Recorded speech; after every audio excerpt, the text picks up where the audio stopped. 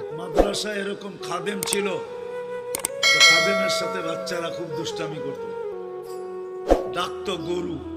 কি হ্যাঁ, পড়ার সময় গরু ডাকতো। তো ও ছিল একটু সাদা সিধা, সাদা সাদা সিধা বোঝেন, সরল ছিল, সরল সহজ সরল, একটু হাবলা টাইপের, তো বেশি মাথায় নিত না। আবার দেখবেন হাবলা মানুষ চেতলে কিন্তু খবর আছে, ঠিক না?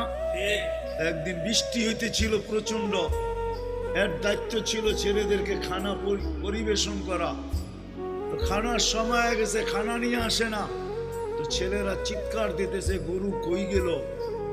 একটু পরে দেখতেছে খানা নিয়ে আসতেছে, তো সবাই চিৎকার দিয়ে বলতেছে ওই গরু এত দেরি করলি কেন? বাস সরল সহজ তো লেগে গেছে মাথায়। খানা নামায়া দিয়া মোহতামিম সাহেবের কাছে যায় বলতেছে চাকরি করব না। কেন? বাড়ি মাদ্রাসায় যেটি পালেন এটি সব বেয়াদ, সব সময় গরু বলে শোয়া গেছি, আজকেও গরু বলতেছে, বিজা বিজা খানা নিয়ে আইলাম।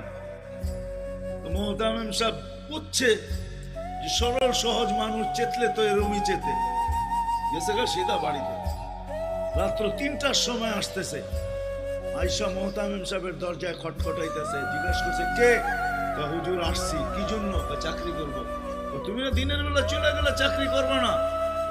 এতদিন চাকরি করতেছিলাম শুই না, এখন চাকরি করবো দেখা। বলছে এটা আবার কি দেখা চাকরি করবে মানে? আমি স্বপ্নে দেখতেছিলাম কিয়ামত হয়ে গেছে, আমি পুলসিরাতের পাশে যে দাঁড়ায় আছি, পুলসিরাত চুলের মতো চিকন, তলোয়ারের মতো ধার। ভয় পাইতেছিলাম এটার উপরে পা রাখবো তো রাখবো কি করে। একটু পরে চিৎকার শুনলাম, তো দেখলাম মাদ্রাসার ছেলেগুলা সবগুলা হইহুল্লার করতে করতে আসতেছে।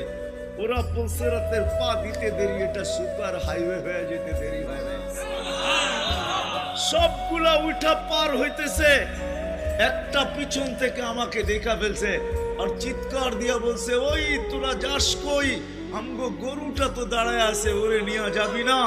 বলে সবগুলা পিছে ফিরে আসছে আর আমাকে উঠায়া কেউ হাতে কেউ পায়ে ধরা সব কাঁধে করে নিয়ে পার করা দিছে। ঘুমের থেকে জায়গা গেছি, এই জন্য চোখে দেখা আমি এখন চাকরি করি।